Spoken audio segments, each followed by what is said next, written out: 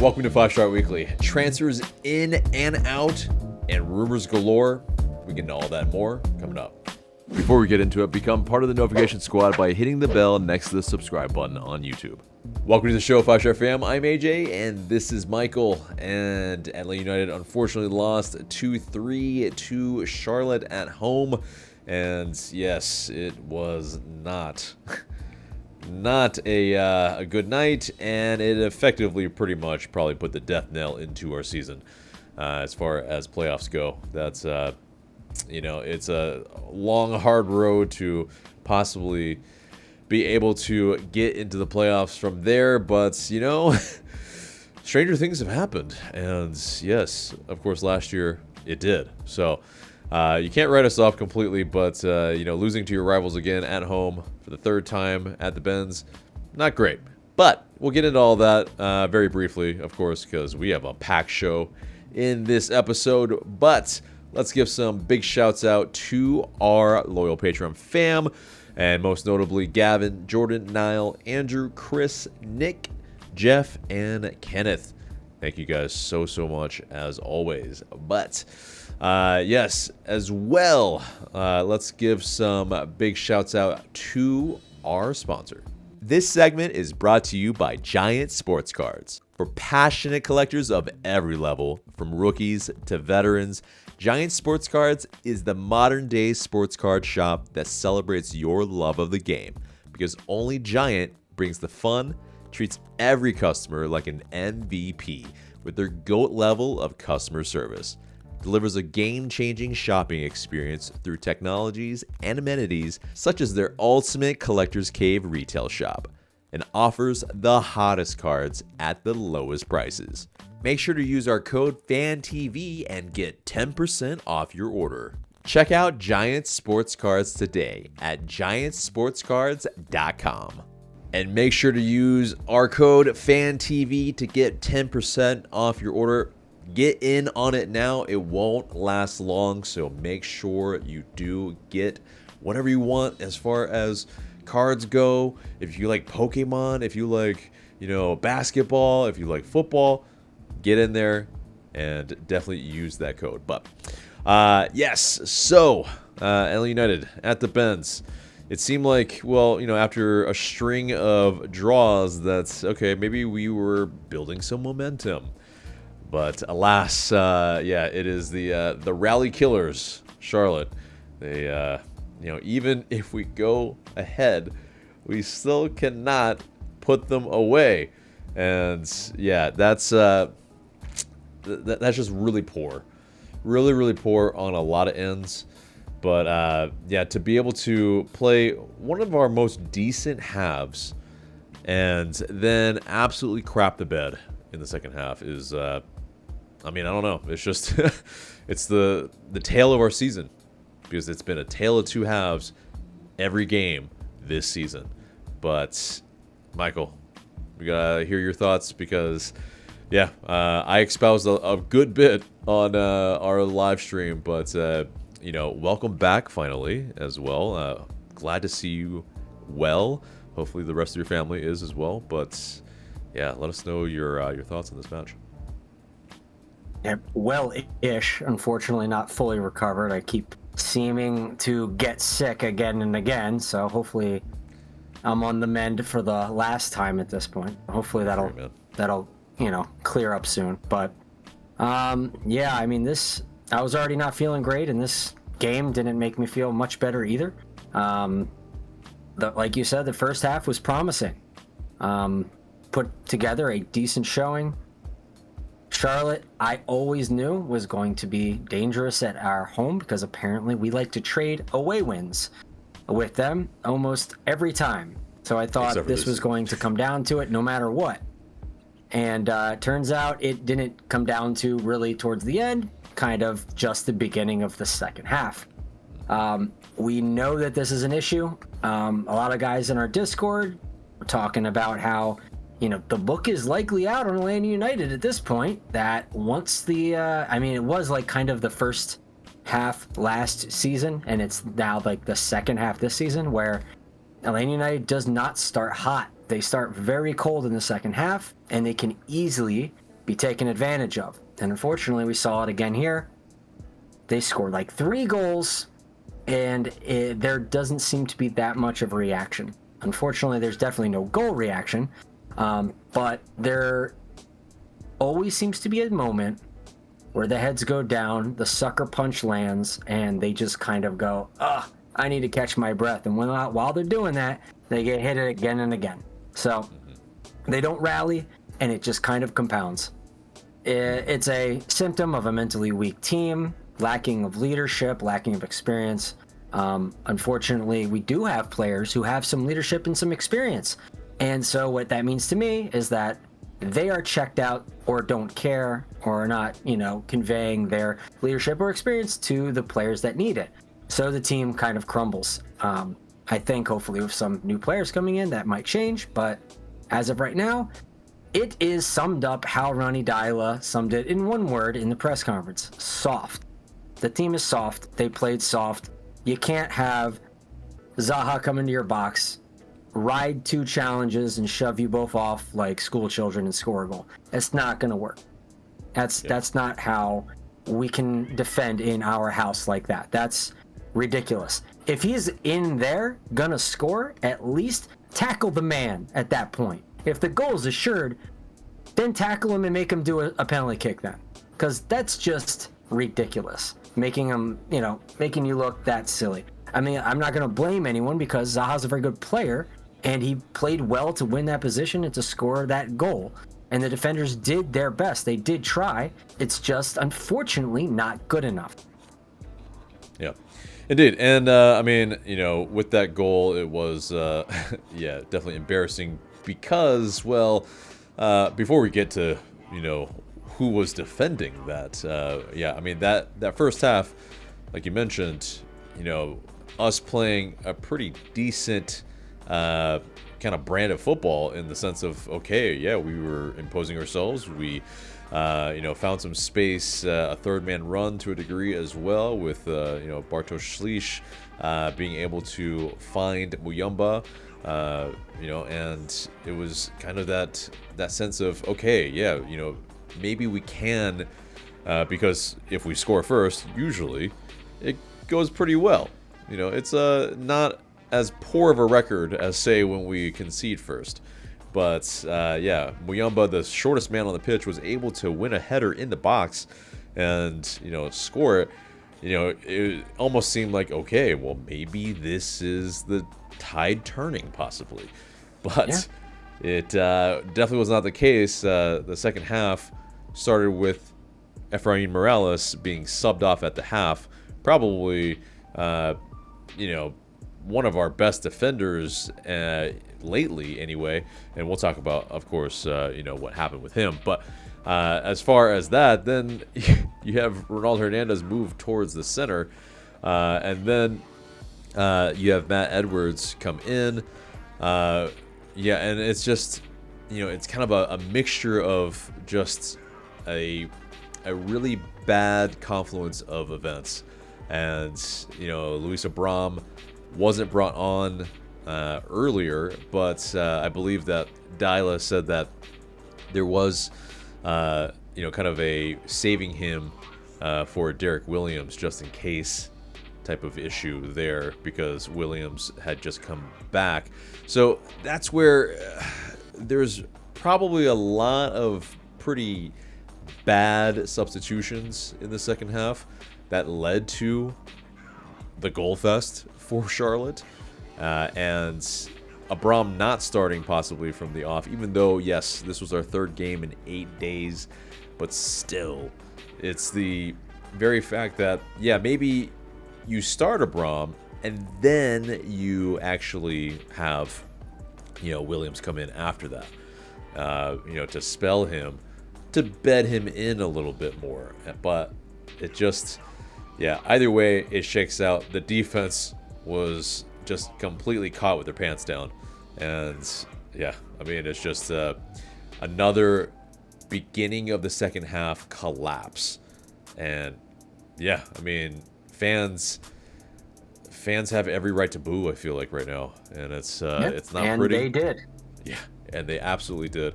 And it's like kind of a little bit of a maybe reversal of Wednesday, where I think obviously, with Riley scoring the equalizer, it kind of papered over some of the cracks, but especially though, yeah, I think people were ready to boo there.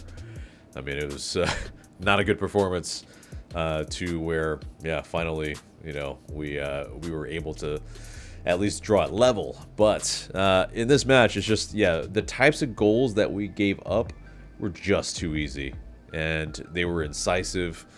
I mean, it was just, yeah, we got sucker punched. It was, like you said, it was a little bit against the run of play as well. I think we very much had control of most of the proceedings until, yeah, we just, I think it's been the tale of our season. Like I've said, that defense, if you are that leaky, whatever you have going forward doesn't even matter at that point, because that game state matters so much. Like, if you basically cannot figure out how to keep the opposition from scoring, it doesn't matter how many goals you score. And I feel like the forward line feels that way. They don't feel secure in being able to do that, so they snatch at their chances. They feel like, oh man, well, if I get this chance, I have to score. And when you don't, it compounds, and it just goes from worse to horrible to, man, this season. It's very much, we're not even in the dredges of what this could be. Like, this is really bad. But could it get worse? It could. Like, we could be the wooden spoon. We're not there yet. We're pretty damn close. But yeah, I mean, so as far as what bothers me? Like, El Tráfico just happened. LA Galaxy, the worst team in the league. Mm-hmm. They came out for that rivalry match. Yep. They scored 3 goals against LAFC in LAFC, and I mean, this is like the worst team in the league versus one of the perennial like playoff teams, and they were able to make it a good game. It's really unfortunate when a rival comes to our town or whatever, and they just kind of walk over. It's just very unfortunate. It sucks. You can't, like, the players don't get up for it. They have no history with it. They don't seem to care. They're like, who's Charlotte? Why do we care? Who's Orlando? I've never played them before. Who cares? And to the fans, it matters a great deal. But it just seems like just any other game, they don't get up for it. And it's unfortunate. I mean, I feel like that's a little unfair here in maybe the sense that, yes, Atlanta United did play a good half. It's just, yeah, you kind of got derailed from within with the substitution choices. And yes, Morales was injured. He actually asked to come off. So, yeah, in defense, you pretty much are not able to keep the status quo and thus leak every bit of goals that, like we did. And I think, it is, though, to your point, LA Galaxy, the wooden spoon leaders right now, and they are able to play this derby like it's a derby, and form goes out the window. And I think that's really important where, yeah, Charlotte, yes, they were in a slightly better position than we were coming in. They were in 9th, but still, not great. Now they're in 7th because of this win, and we're still in 13th. And I think it's this, though. It's, you do want to see the team really, I think, make some waves in different ways. It's just like, I think it's this, like what you mentioned about LAFC and them being more perennial winners in the sense of they're at least in about the top of the Western Conference. And now, even because they got rid of Olivier Giroud, but now they're linked with the likes of Sung Kim Myung. And it's like, it's like Tottenham, like, I'm wearing an Arsenal kit right now. I hate Tottenham, but I like Son, and he would be a great player for LA United. There's a large Korean contingent in Georgia, and I think it would really pop off. But we're not linked to the likes of that. I mean, it makes sense because yes, Son with LAFC, the more of the Spurs connection a little bit, with their goalkeeper, and yeah, I mean, there's a bit of that as well as the Korean connection there in Southern California. So I understand it from that end, and plus, yeah, we're just garbage right now. So it's why would he come to us? But you want to see, the likes of those type of players be linked with us versus what we will talk about later on here. But it's steps. It's baby steps in order to get to that type of level because, yeah, you want to actually be doing well in order to get those type of players. So it's all kind of tied in together. But, yeah, I mean, LA United didn't stop fighting, though. I will give it that. And, yeah, we were able to pull one back. I mean, it's just ultimately, you can't give up 3 goals every single match and expect to win or get any result. And it's just, yeah, with that, you just, you're really playing behind the 8 ball. And at that point, what do you expect? But, yeah, I mean, I think, for the sake of brevity, we could probably wrap it up here on this, on the match here. But, yeah, final thoughts on this? I don't think I said anything I didn't already mean to say. So, I just, what? I guess I'll say this as the last thing. It's just as like kind of a thing for the future is that the next time Charlotte comes to our stadium, I would like to beat them because this is it's getting a little crazy with the back and forth with them, us beating them there, them beating us here. It's getting a little nuts. So I would like to take the homestand back from them, and just be able to call. I mean, I guess in general, I'd like to be able to call Mercedes-Benz like a fortress again, but I don't think we'll see that for at least until next season, potentially. Yeah, at least. But like, just at least with the local derbies, like, make it harder. I know they fought.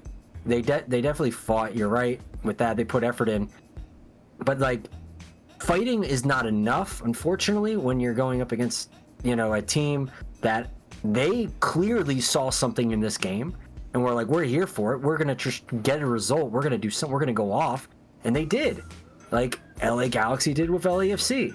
Like, why can't we do that? It's just, I mean, we did it when we played Miami, of course, in the postseason. Like, we just went off out of no. We were up for it. I want to see that again. I feel like we don't see that anymore. And it sucks. Yeah, I think it's a motivation within themselves thing. And unfortunately, yeah, we didn't win at Charlotte this year. So it is that as well. So we haven't been trading. Yeah, we're just dropping it all. Yeah, exactly. We're not even doing that anymore. So, but anyway, yeah, some notes to wrap up this match. Bregzan, he started his 300th MLS regular season appearance, or he had his 300th MLS regular season appearance here in this match. Luke Brennan, he started on the left wing for his first career MLS start. And then you also saw Emmanuel Latelat. He got his 7th goal of the season, the one that he snuck by the keeper after kind of a gnarly backspin, where you had no idea really if it was going to go into the back of the net, but it, luckily was hit well enough that it did. But anyway, so that wraps it up for the match. And yes, LA United will be playing Seattle Sounders, and we'll have that preview later on for you in this episode. But let's get to the news. And yes, it's the MLS All-Star break. And yes, MLS All-Stars will be playing Liga MX All-Stars. It's happening right now. I don't know what the score is. I really actually don't even care because essentially no LA United players are in it. And kind of luckily, thankfully, in some senses, because no one's going to get injured, I suppose, because it seems like, we've gotten that before. Greg Garza, at All-Star breaks. So, but something of note is MLS Commissioner Don Garber. He did mention that they are potentially looking at a calendar change to align with the European calendar. And he said, quote, "We believe that alignment is something that makes sense, but no announcement today." And he did also mention that this chance is seismic as far as the calendar change. A lot of C's and S's there. It's not something we should do lightly. We have teams across multiple climates and time zones, unlike any other league. If we do make the change, we won't go back on it. And I think that's what's interesting is, I think they're looking at probably after the World Cup, so 2027, to make that change. But, I mean, a lot of these teams are in different types of climates, like you said, and some of them are in very northern areas that do not have domes. So, it will also very much compete with football. It will compete with basketball. It will compete with pretty much every other sport. The uniqueness of MLS and the season will definitely be really just put head to head against the other major sports in the United States, and that could kind of put it in a little bit of a peril. But what do you feel like hearing this bit of news? I'm interested. I'm glad that they're talking about it and discussing it. I think it's a very interesting topic.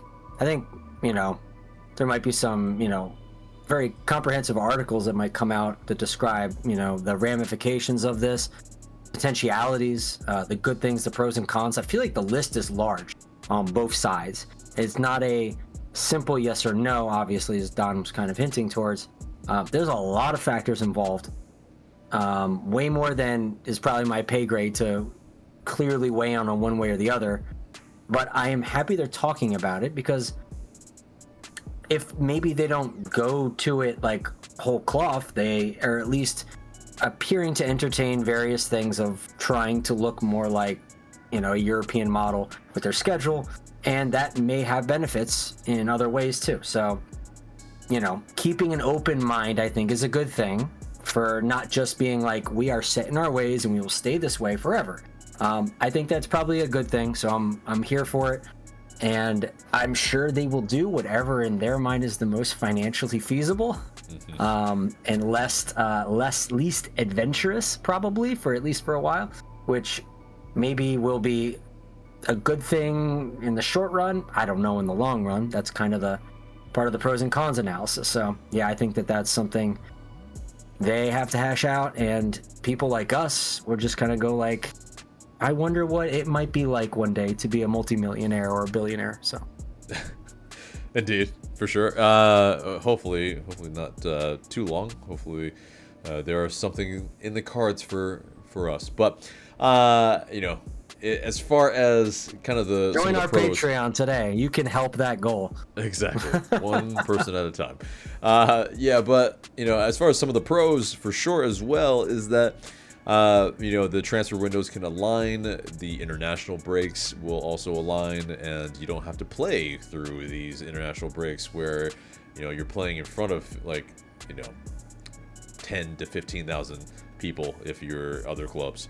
So it's, I think more attention, more eyeballs, and we're going to be playing at a different time anyway, in the sense of, it'll basically be like, to a degree, maybe like NFL, where you have a full day of football.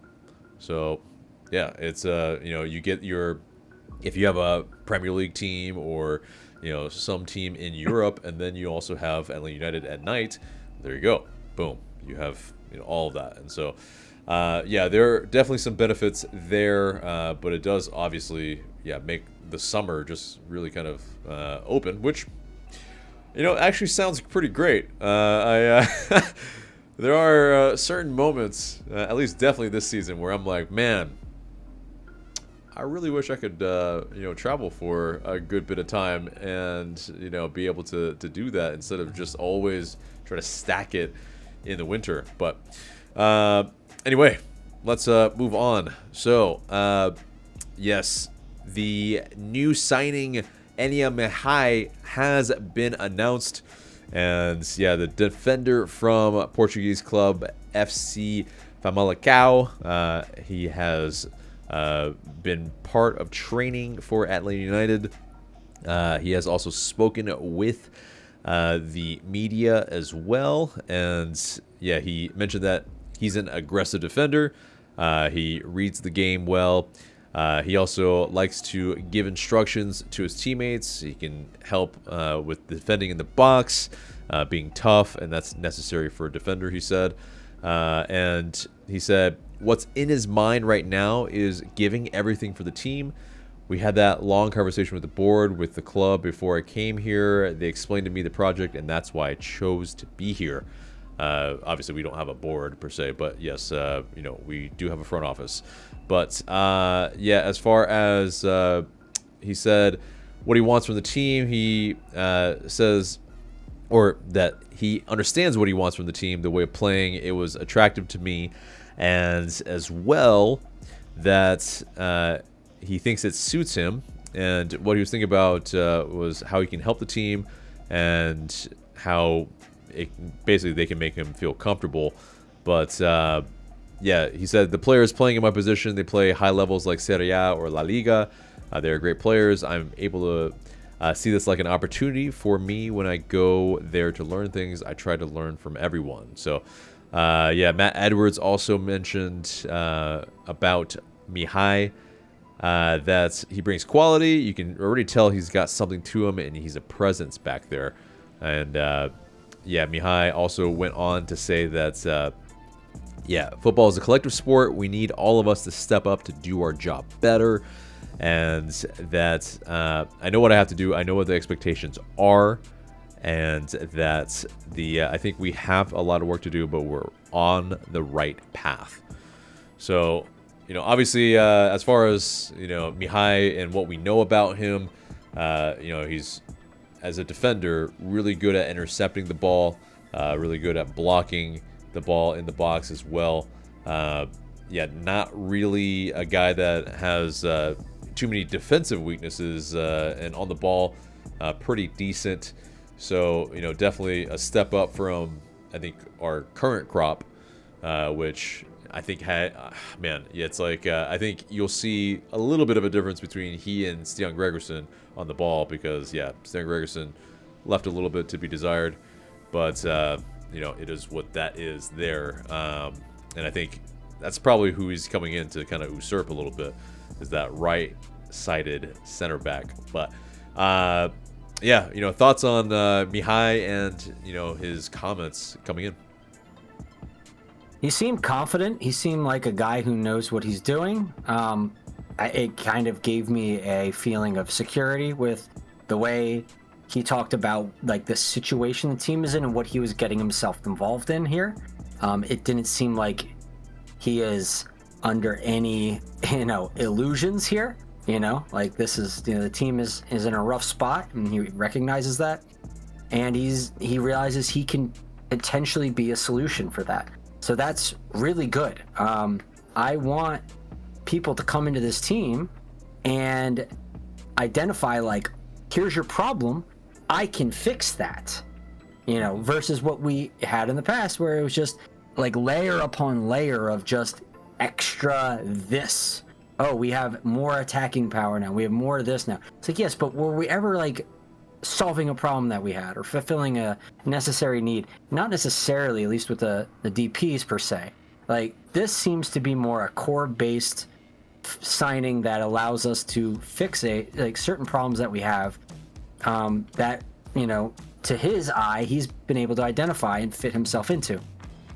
And not only that, that takes leadership, that takes experience and intelligence to notice that, to be able to do that.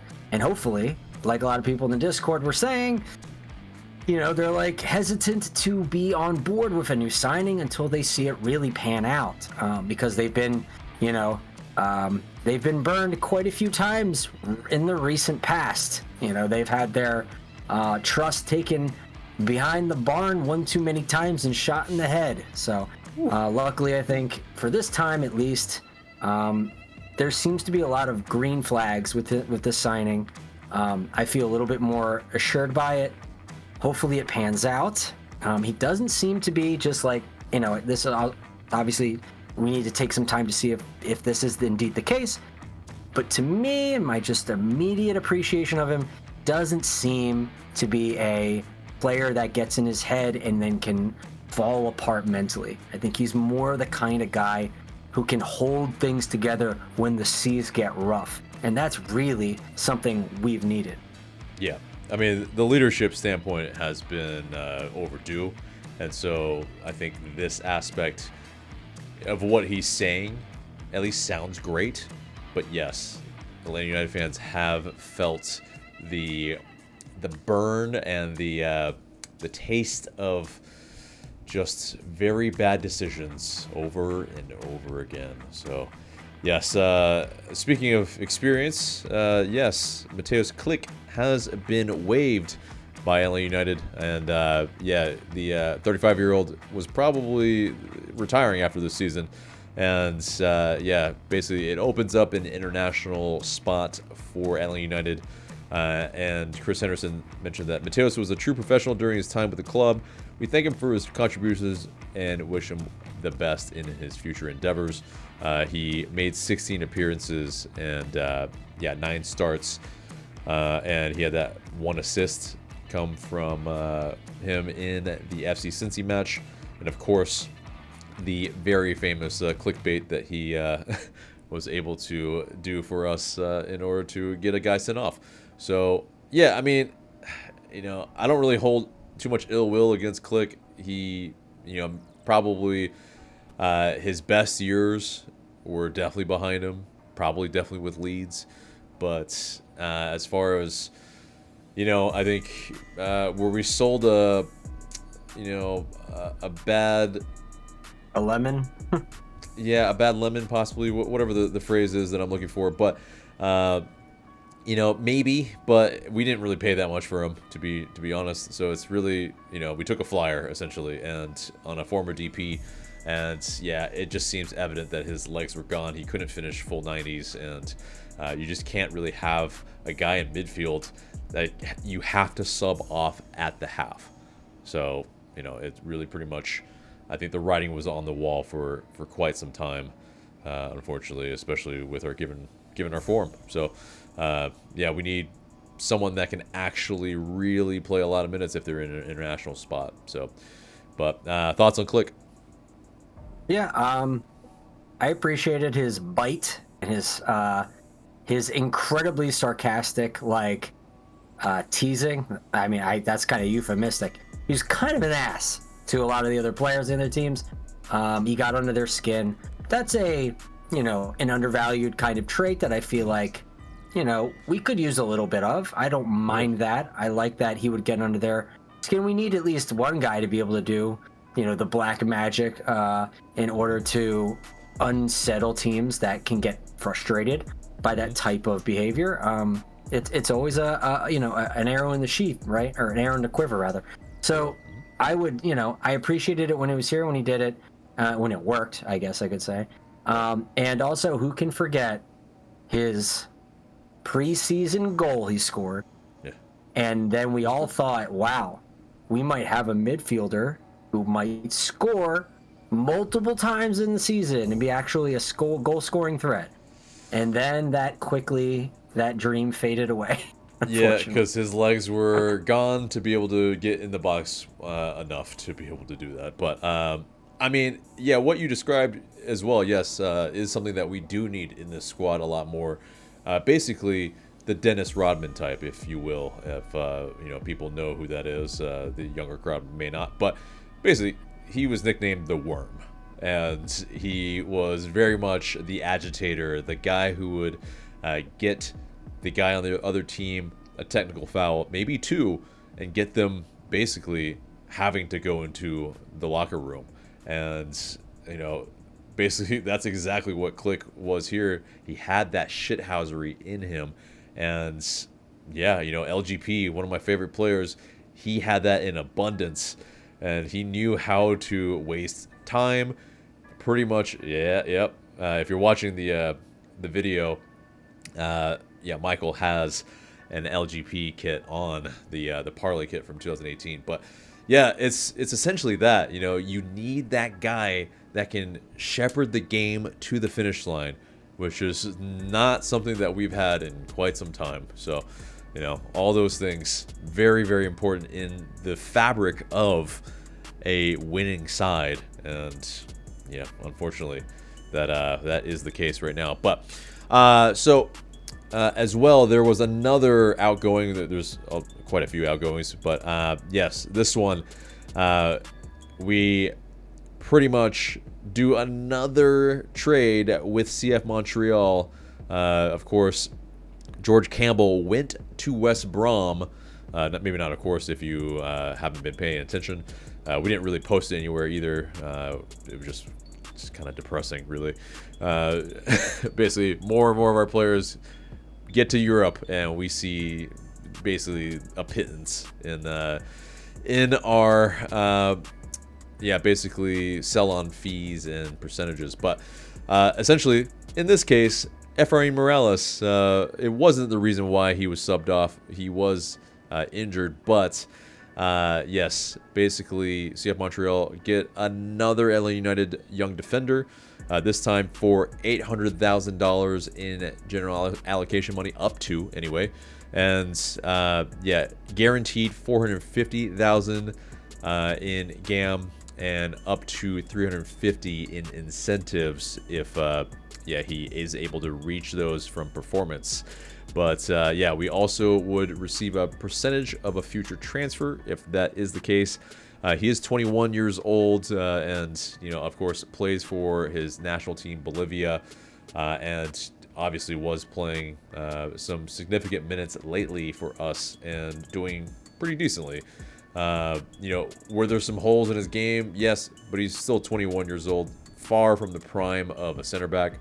But also $450,000 in guaranteed GAM for a 21-year-old center back is still pretty decent. It doesn't sound that much because it's Garber bucks, but I think if you extrapolate it, it's actually a pretty decent amount. Those numbers are not actually commiserate with what it actually is as far as world transfer values. But there was a thing as well with him pretty much studying at Georgia Tech, finishing his classes, and to kind of rip him away a little bit from that does feel a little weird. But I mean, ultimately, it seems like LA United's front office pretty much they determined that there weren't too many saleable assets as far as players that could bring in massive value, and for us to get to the level where we want to be as a team, which is winning very soon. Efrain Morales, while holds a lot of promise, maybe not the answer for the immediate future. So yeah, thoughts on Efrain Morales traded to CF Montreal? First, we got to just talk about the elephant in the room, that it just stinks that, once a player starts to really come into their own, look good, become kind of a fan favorite, homegrown, they get shipped off. You can't ever hold on to something that you start to really like. It seems like it's gone the next day. It's a little unfortunate that that's the case with this club more often than not. You'd like to see more of these guys get longer, more thorough first team contracts. So then, they're playing for their home, their boyhood club, or so it seems, right? And that would be, kind of special. You'd have a player that has a significant less, cap hit on your roster for a significantly longer amount of time than we've traditionally had them. and they perform and they can contribute. And if Montreal thinks this guy can contribute at the level that they think he can, like why shouldn't we? Why shouldn't we have a player like that? And then he would be far less of a cap hit for us than on another team or doing something else. So it just seems to me that it's unfortunate that's our MO.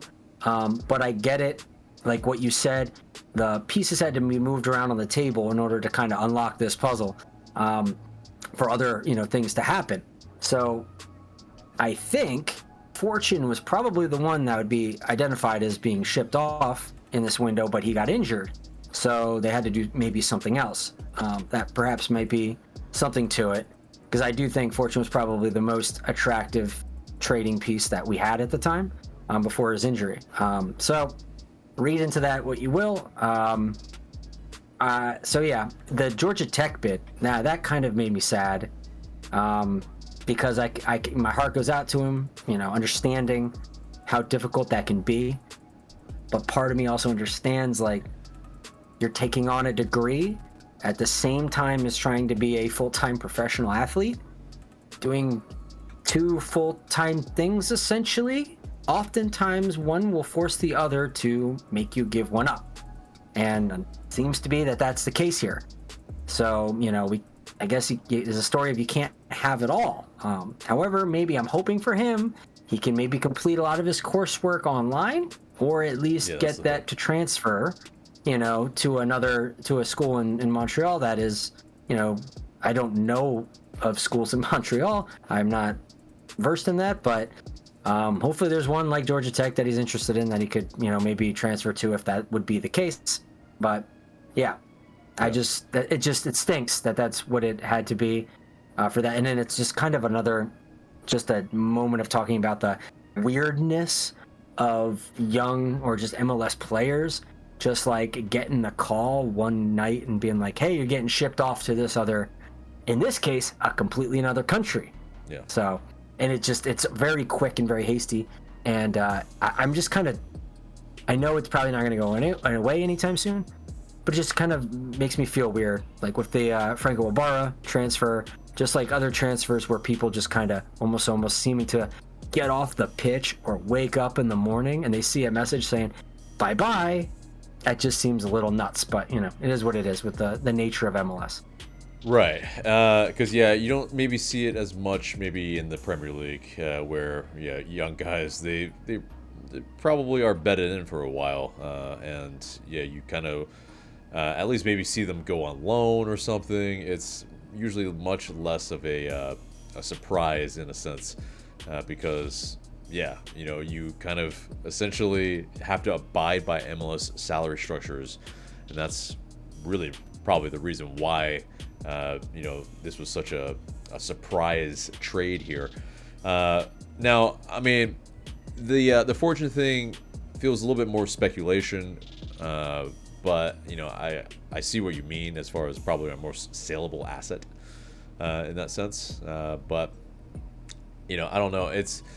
I think there are still some pieces that I think if we wanted to get rid of, in a sense, there would be some value. I think we would get some decent GAM for them as well, but maybe not as much here as we got. And again, it doesn't seem like a lot, but as far as the Garber bucks, it actually is. It does allow a lot of flexibility for us to be able to bring other pieces in. And especially with the international spot that's actually opened as well, we can bring in some other pieces that can help right now. In terms of options too, we still have a buyout available. We used the other one to get, I guess, Derek Etienne's full salary off of us, which has been a long time coming. But the full other buyout is still in Chris Henderson's hands. So it'll be interesting to see where that goes. Right. What will that be? The transfer window is open, and as far as another player, Edwin Mosquera, he has finally joined Millonarios in Colombia, and that was announced last Friday to very little fanfare, and basically he will be on loan with them through June 2026, and the deal also includes an option for a permanent transfer Yeah, as far as Mosquera, and he basically played 56 MLS regular season matches, picked up 5 goals and 2 assists, and it was basically, in some senses, he had some moments for us. He also had some bad moments for us, but very much he seemed checked out in the last few months that he's been here, and there might be some fans that are like, well, why wasn't he given more playing time?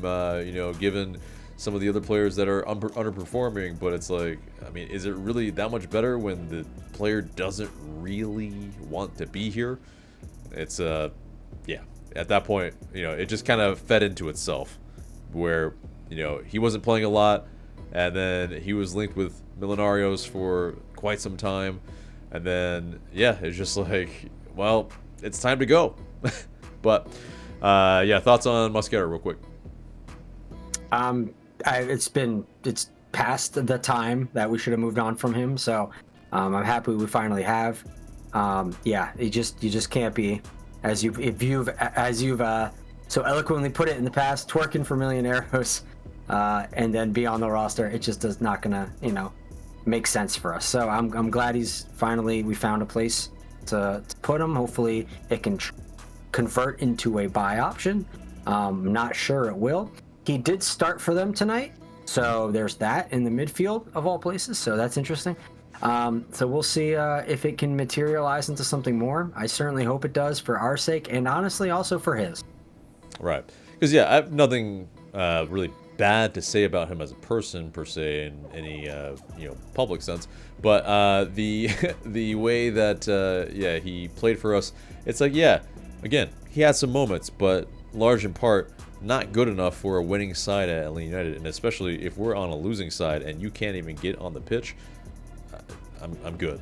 Like I don't really need it. I also think he's just one of the players that I think that had the mentality issue that kind of lent itself to in a way like degrading the overall culture and the confidence and the camaraderie I think that the team was trying to have at least some point. I think he was part of it. I think a lot of the players are part of it. It's not just on him. I'm not going to just single him out for sure.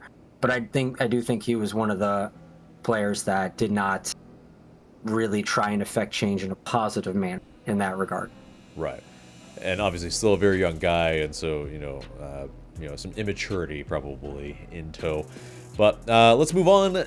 Transfer rumor, and yes, according to Tom Bogert, that Atlanta United are finalizing a deal to sign Spanish center back Juan Berrocal, and he's on loan from La Liga side Getafe.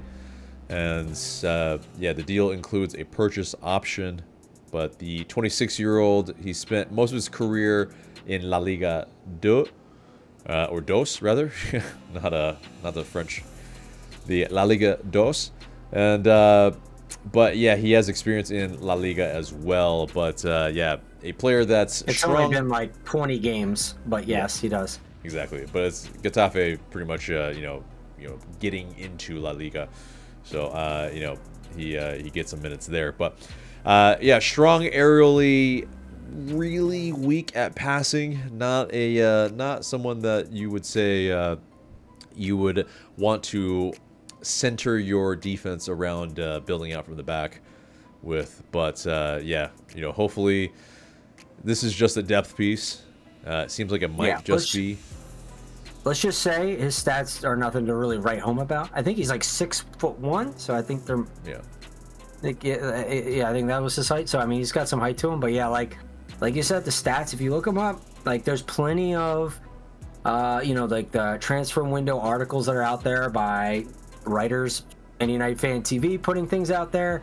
Scarves and Spikes, a lot of the other ones, 5 Star Fun, they're all talking about these things, and a lot of them are using the various statistic data pools, and this guy doesn't have the most, it doesn't light up the sky when you look at it, but like AJ said, likely perhaps a depth piece at the very least. Hopefully we could have some La Liga veteran leadership and experience, that we continue to build that. Like regardless of the other things, like I would like to think we have the talent. We have a lot of talent, just don't have any way to direct it or lead it in the right direction and to get it going. And I feel like we need to build a lot of that. And hopefully this is a piece towards that. So that I implore you to look at it in that way and not as like, ooh, big La Liga signing. This guy's going to go score goals or something, you know, like some wild, crazy stuff like that. Yeah, I mean, he's a defender, and he's not Juanjo Porata in that sense where, you know, he comes in where he's, just this bulldozer in the box. I mean, yes, he might be that, but I think he might be more of that, just, you know, possibly bring him on to shore up a game. And I think, yeah, we do need that. It is somebody that, it is a piece in our system that we don't have. But it is where, you know, according to FotMob and sites like that, his passing percentile is in the 1% of the league. Like, that's not great. That's as bad as it can get, pretty much. And I'll offer a little bit of context for some of the stats too, as I believe when he played on, you know, the team that he's loaning from, that team, in my estimation, is what I've heard, is that they play almost exclusively defensively. Yeah. Like, they are constantly getting hammered, and they play very defensive. So, you know, imagine you're a team that's like, you know, imagine the Scottish League where Celtic kind of just dominates, and if you're another team that's not Celtic, you're pretty much just getting pinned and getting shelled all game. Like, that's kind of a little bit what they're going through. And that doesn't necessarily mean that just because you're a defender with not the best stats for just getting shelled all the time, like, doesn't mean that you necessarily are bad. Like, there could be some nuance to be had there, and hopefully, perhaps, Chris Henderson picked up on that. Right. I'm just hoping. Yeah, and definitely in the Rooted in the Stripes documentary, they explored that with his staff as well, with Jonathan Spector, with Ronnie Dyla and Carl Robinson in the room, in the boardroom. It was interesting to see them pretty much talking about some player, some center back, we assume it's Berrocal. And basically they were impressed with his confidence in the way he spoke. And so, I think there's aspects of it here that, from a leadership standpoint, from playing at the highest level type of standpoint, hopefully he can bring some of that nous to kind of help us, at least in the locker room for sure. So, next bit of transfer rumor is, according to Ben Jacobs, Atlanta United are close to signing Steven Alzate from Hull City, and that's a championship side. Fee is 1.5 million euros or pounds plus add-ons. That's equivalent to pretty much about $2 million. But the 26-year-old Colombian midfielder has been the subject of interest from Valencia, from Getafe, funnily enough, and Sheffield United this summer. And Alzate, he's not taken a part in a single training session for Hull City this preseason, and nor was he involved in the friendlies that they had.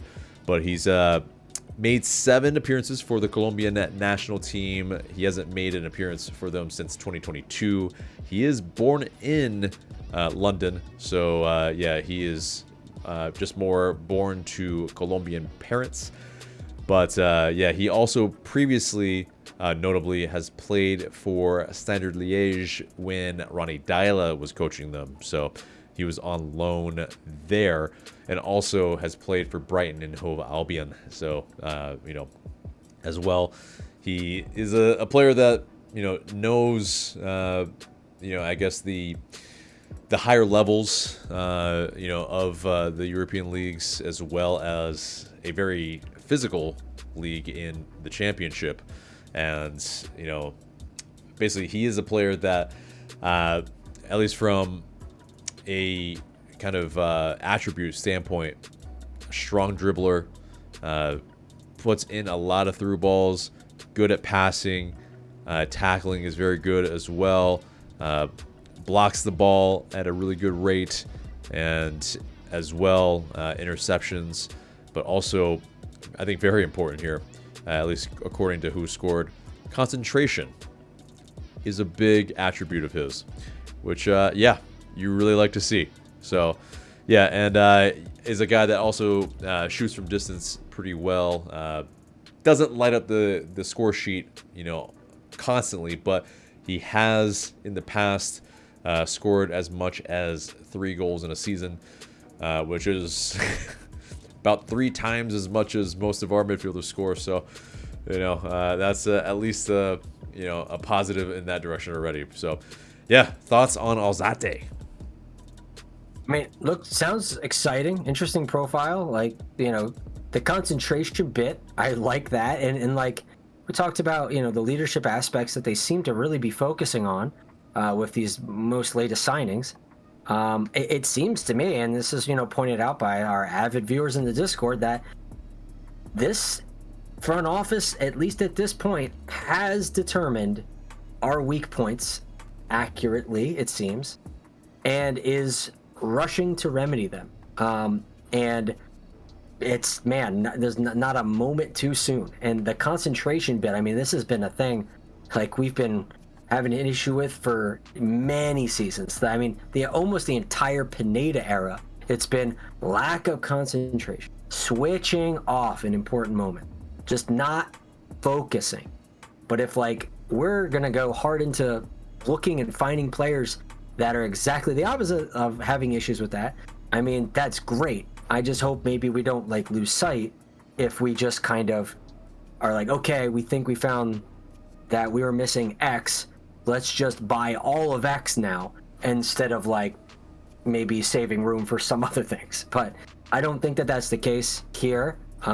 It's just very exciting to me that it looks like they're successfully identifying the issues, and they're we're going to find exactly that thing that will fill that hole and fix that problem, and here they are. So it's, it sounds good to me. I'm just still cautioning everyone, and myself as well, as still have to wait to see how they pan out and how they play and all that kind of stuff to see if it works out ultimately. But so far, so good. I think a lot of these rumors have made a lot of, in the recent signing has made at least a lot in our community. Henderson in right now. Which, yes, obviously it seems like Chris Henderson is taking up a little larger role with Garth Lagerwey being out with his cancer diagnosis. And, of course, we've, I think, mentioned it in previous videos. But, yes, we do absolutely wish Garth Lagerwey the best, he and his family. And with a quick recovery, it is, you don't wish cancer upon anybody. So, yeah, it is definitely, hopefully, he can recover very, very soon. But as far as Alzate and the leadership standpoint, yeah, it does seem like we're veering more towards that direction. I think we probably veered in the other direction of chaos probably a lot more in previous years. I mean, you look at it like Shante Silva, even Saba, Miggy at times. It's pretty much chaos ball. I mean, you look at Pineda's entire Atlanta United career, it was pretty much chaos ball. And, I think finally maybe we're, identifying the weaknesses and possibly rectifying it. But we'll see. But as far as, positionally, it seems like, a number 8 that can be a little bit press resistant, a guy that maybe can play along with Bartosz Klich. I've seen some chatter about maybe Klich being the guy who can play further forward instead.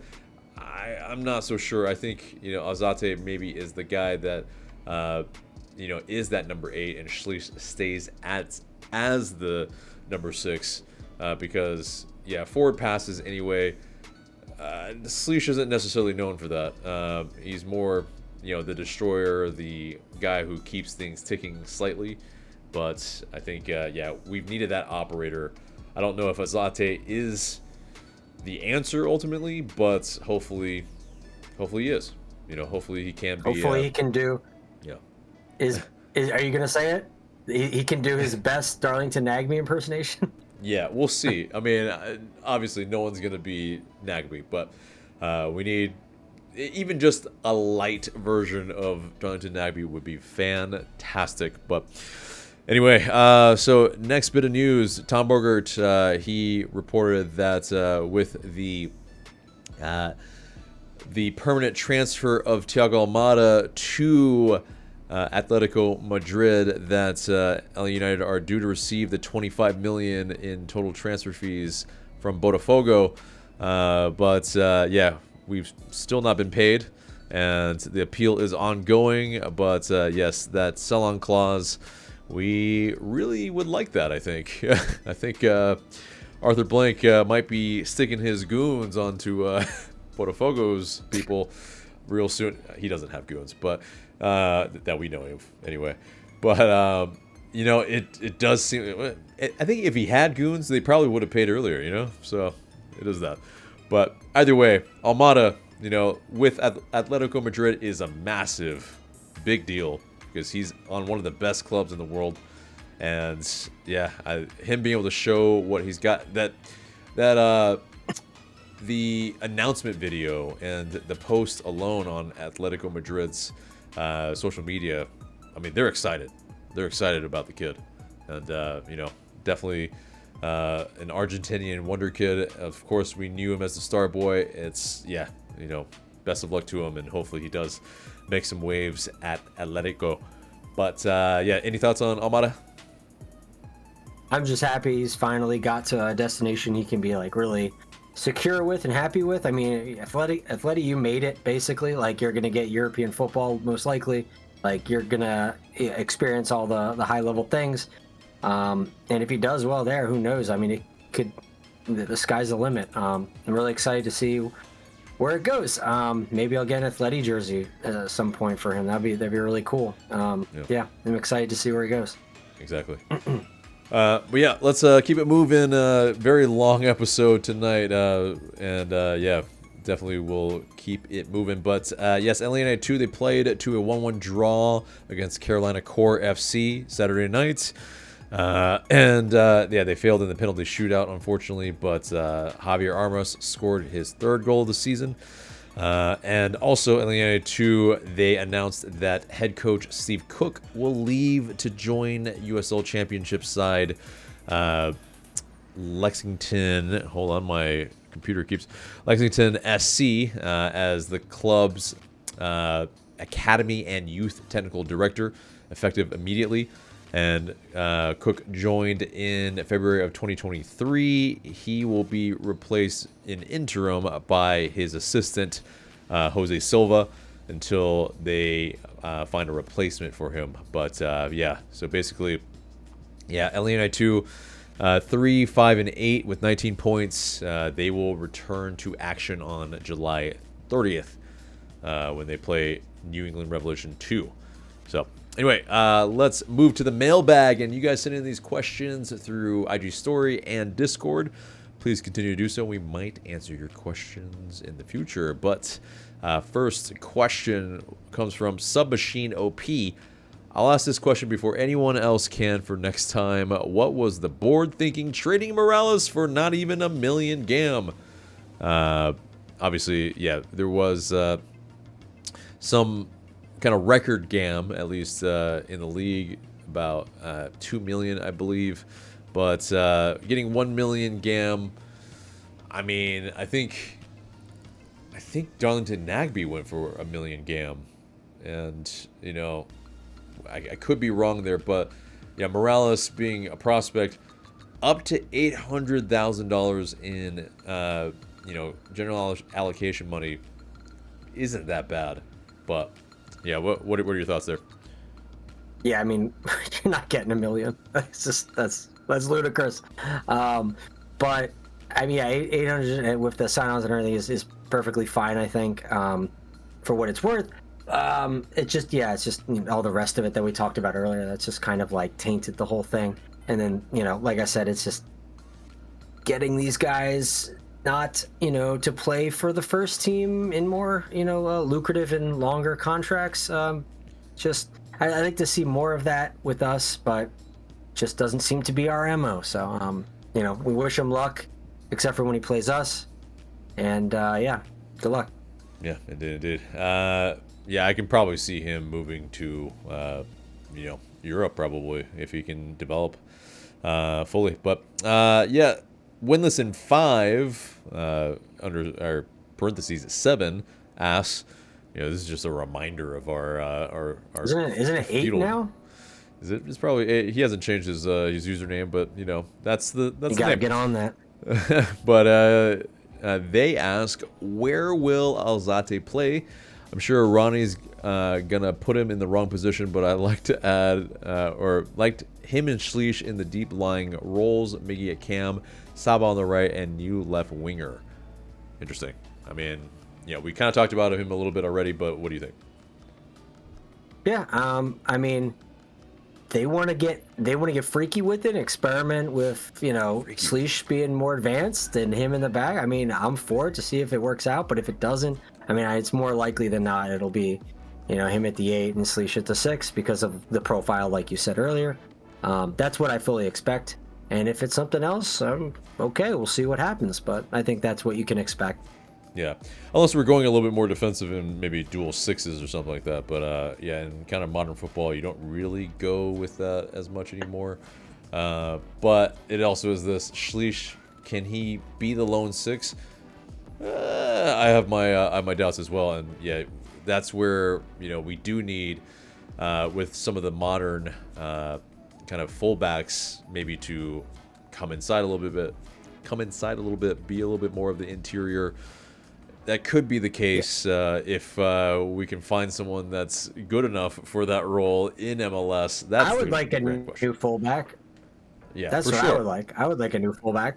Yeah, but with Lennon pretty much his contract expiring in the winter, it's very much as well. It's like who's going to take him, and then you pretty much you have roster spots that you essentially cannot move, and it's going to be a little bit difficult, I think, in the middle of the season. But as far as putting him in the wrong position, I think this is more that this is his guy that he's bringing in. So I don't think he's going to play him in the wrong position. I think there's a lot of the other guys that he didn't really know.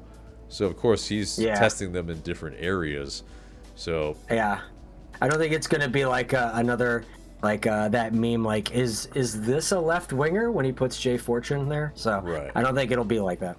Right, exactly. So, I mean, I understand the angst. I understand, it's like Saba, is a much better right winger, and he's basically played there for, 2 or 3 games. It's really not where, he can thrive. But, it's not like we're winning and pulling up trees when, that's the case anyway. So anyway, let's get to the next question.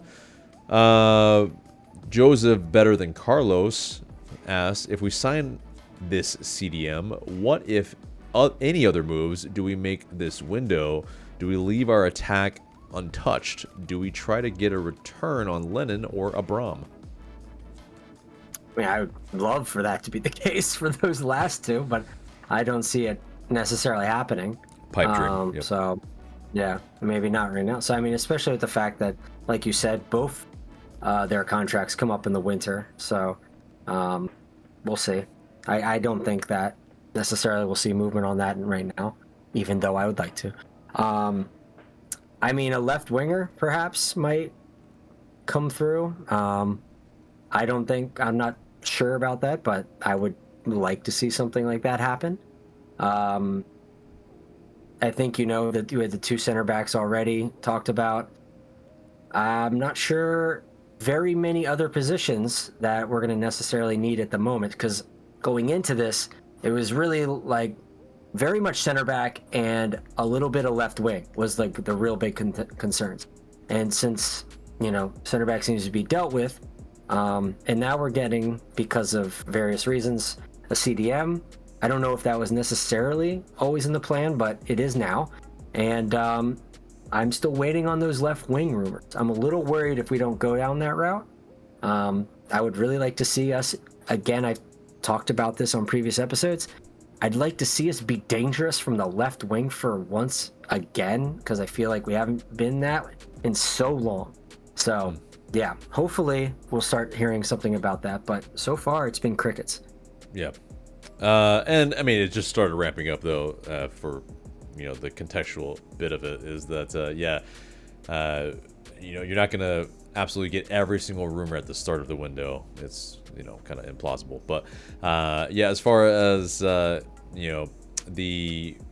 positions I think we should sign, yes, I think we've covered a number of them where Michael just talked about it.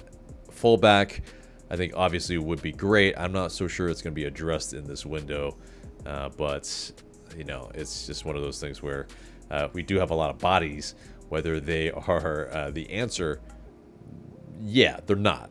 And that's kind of very much the problem is that I think, we need a left back that's a backup, and then we need a starting right back for sure. So, another question, yes, pretty much from Matt Zanti. He does ask, do we need to sign, or do you think we will sign a left winger this window? I think we pretty much answered it, hopefully so.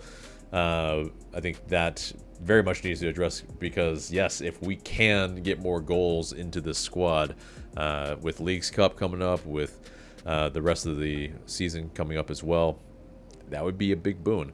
But, so probably last question here. We'll pick it out from IG Story. Because, very much a lot of similar questions or more like, why do we suck? Win-win.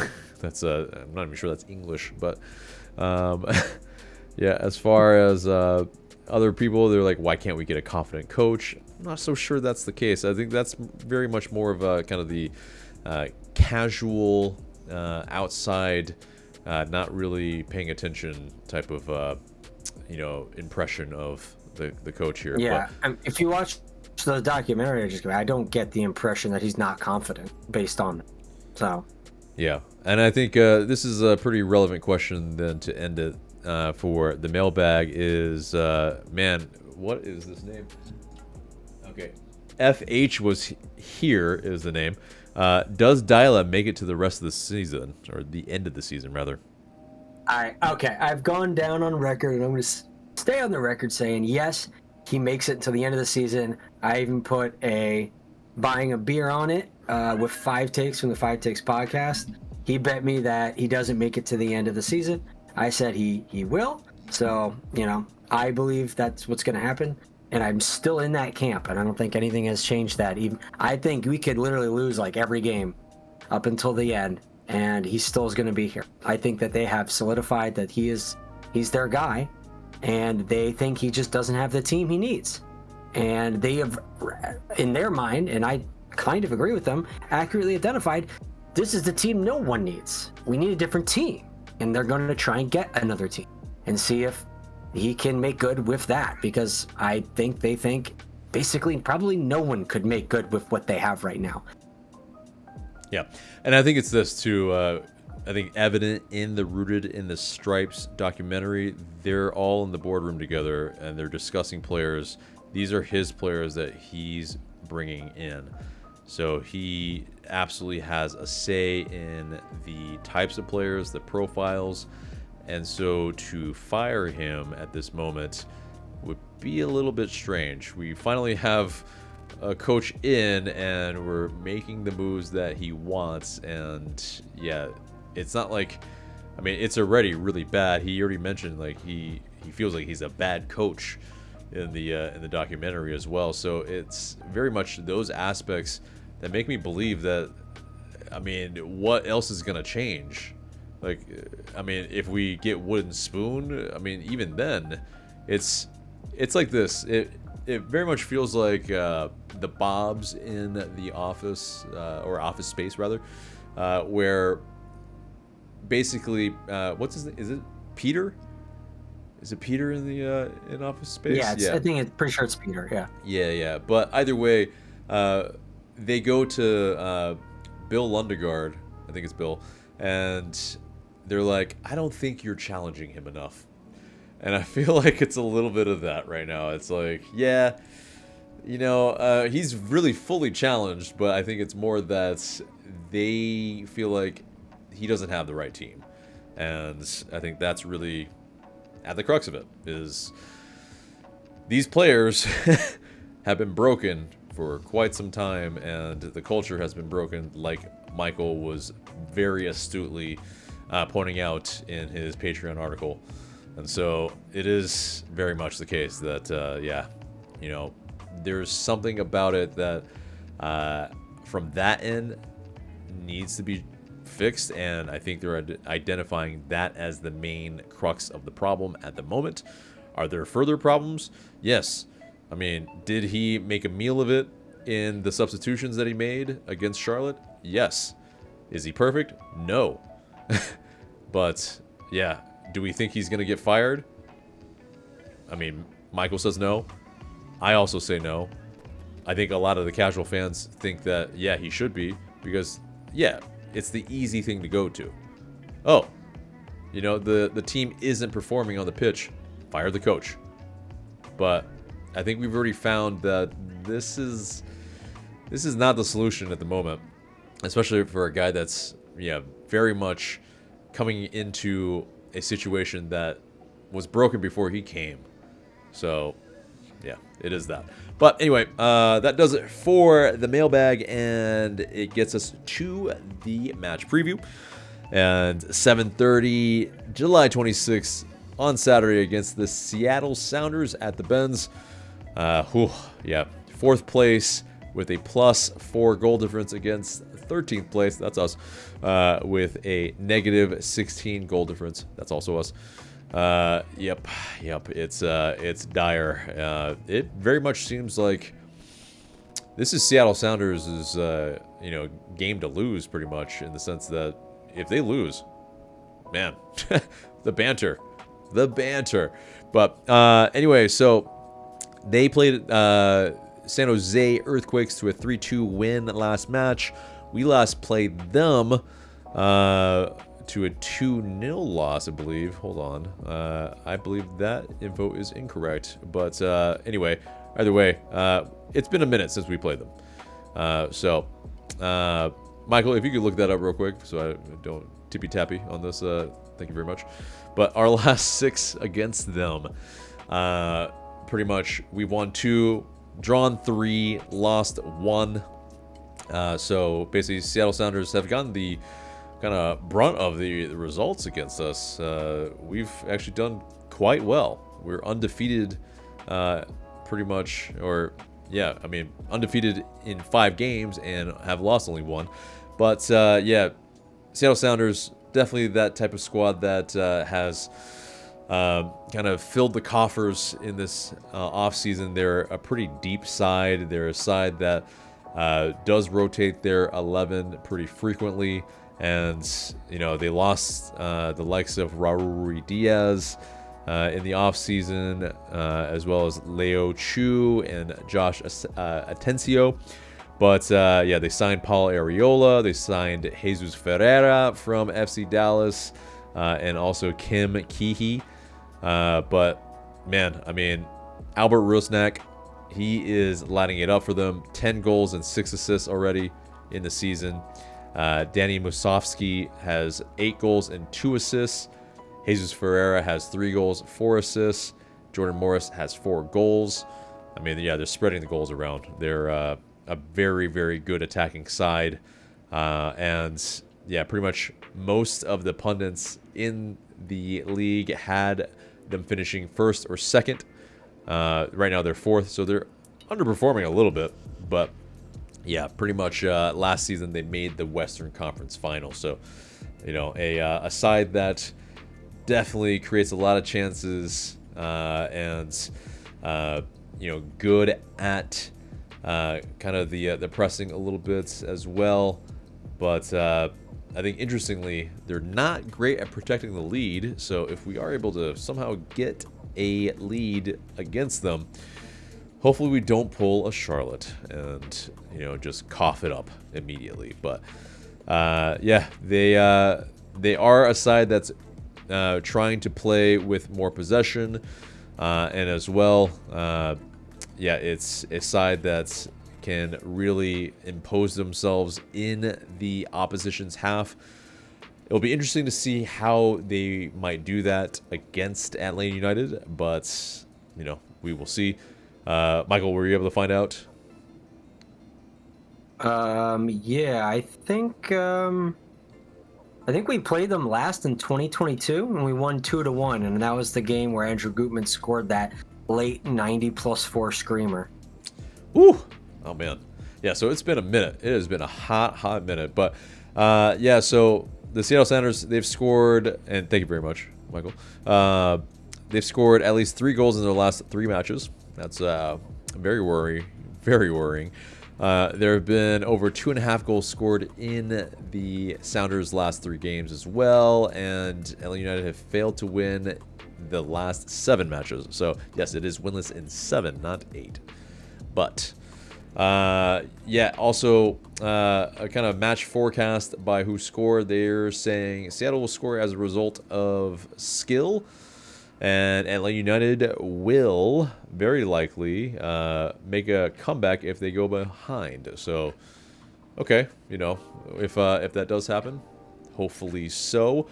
But yeah, the odds, according to Google anyway, say that a home win is 36%, a draw is 26%, and an away win for the Sounders is a 38% chance. So, yeah. All right. So also, correction, we played them in 2023 and we beat them 2-0.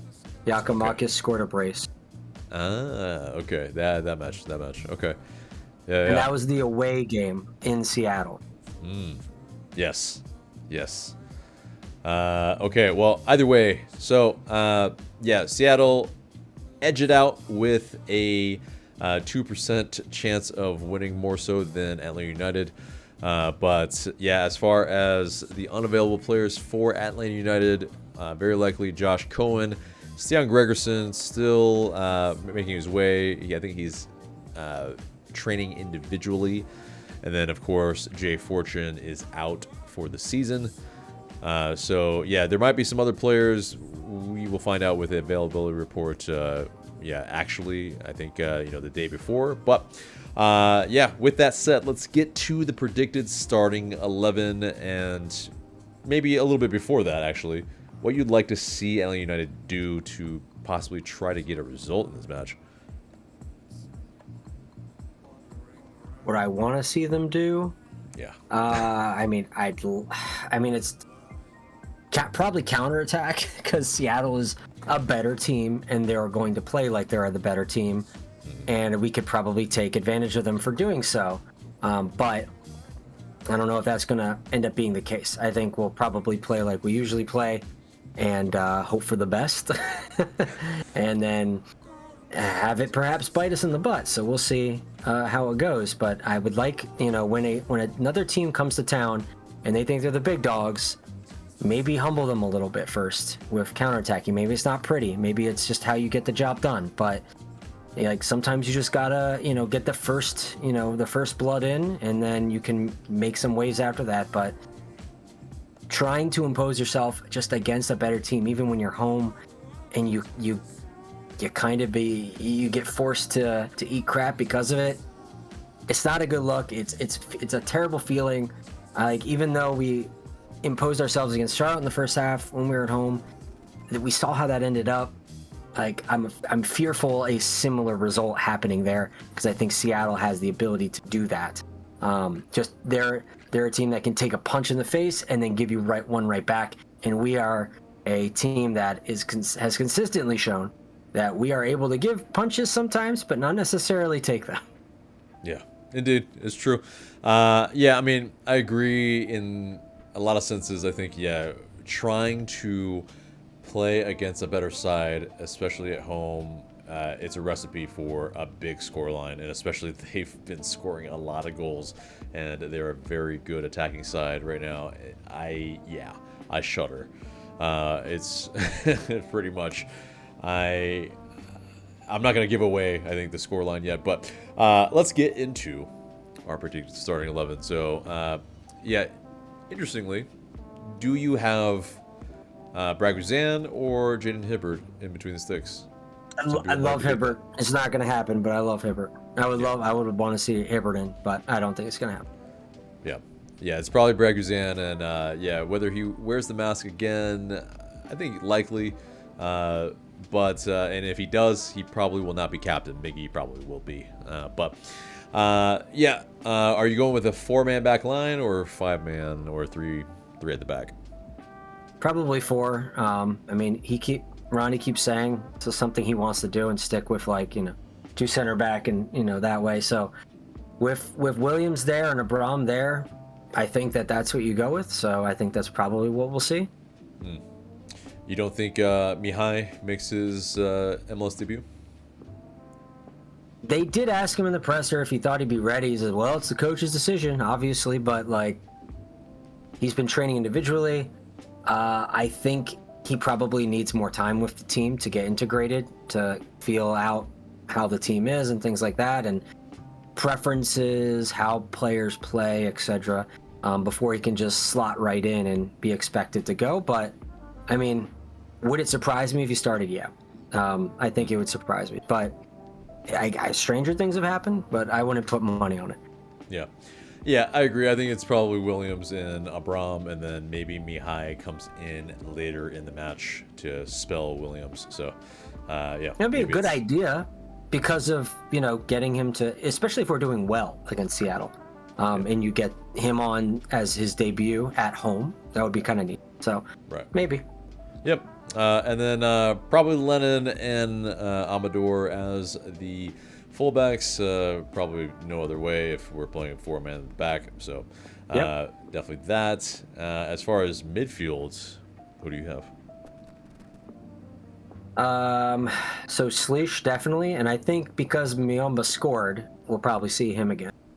Yeah, and then plus it's a week rest, so that midfield seems like they linked up well, especially for the goal. So seems like probably that will be the case as well. Moranchuk as the 10 most likely. You think any differently or? No, probably that seems to be the case. It's kind of solidified a bit. Right. And the rest of the forwards pretty much pick themselves probably at this point too. Miggy on the right, Saba on the left, Emmanuel Atelat up top. So whether it's going to score us a bunch of goals, probably not. But I think Atelat scoring recently, and he's pretty much got 2 in a row, I believe. If that, no, wait, 2 in 3 games, I believe. So, either way, he's scoring, and that is the Toronto game. Yeah, exactly. So, he's definitely getting on the score sheet now. So hopefully we can continue to feed him, and hopefully maybe some other players can get on the score sheet as well. We're getting a lot of penalties, so that's cool. Right. Yeah, that's something at least. I just want to see. I mean, Tristan looked animated. He looked driven. I want to see another goal from him. I want to see him going back to his cold celebration. So hopefully we can see that again. That would be really cool. Yeah, indeed. So, let's get into that score prediction then. What do you think? Ugh. Oh, man. I feel like the safest prediction is just, do I want to be right or do I want to have fun with it? If I want to have fun with it, I'm just going to be let's say 2-0 Atlanta United. Seattle just doesn't come to this game prepared. They looked past it. They're kind of maybe even resting. I don't even know if they need to rest, but maybe they're resting players for whatever reason. There's some critical injuries with their team. Who knows? Maybe there's just a minute scratch right before the game. They're just not in it for whatever reason. And we just happen to be really, really dialed in. I don't know, maybe the documentary coming out got the guys fired up. Something is in the food they ate, got them going crazy. Chicken and rice. Right? Yeah, and then so that just kind of is able to turn the dial up, and we can somehow get 2 goals. Maybe it's not decisive and like we're not like overpowering them, and it's a gritty battle, but like we somehow sneak them in. Like I'm gonna go 2-0, a gritty, possession even type game, and these are not pretty goals. Yeah, on that, turning the maybe dial up, if you will. Maybe if we, cheers. I think it's this, unfortunately. I think it's another 3-2 loss. I think there's going to be a lot of goals. I think we can score, but I also feel like they will score as well. They've been on a pretty scoring spree, per se, and yeah, I just don't trust their defense. Like, what is there to trust? Like, we've just been let down time and time again this season. But yeah, from an entertainment standpoint, there will be goals. So yeah, we'll the neutrals will be happy, I suppose. But unfortunately, Atlanta United fans and don't might. capitulate in the beginning of the second half. That's the big one. That's the big message. Because if that happens again, I know I'm going to hear Mike Conti on the call, and once again, the team capitulates in the beginning of the second half, coming out flat and weak, and hopefully we can dispense with that. Yeah, I think I'd rather that time than maybe a heartbreaker at the end, though. So I don't know. Hopefully none of that happens, and hopefully we win. But again, if you were betting on this, you'd probably bet this to happen versus the heart and mind saying completely wildly different things. But yes, here we go. That is the episode pretty much, except for the question of the day.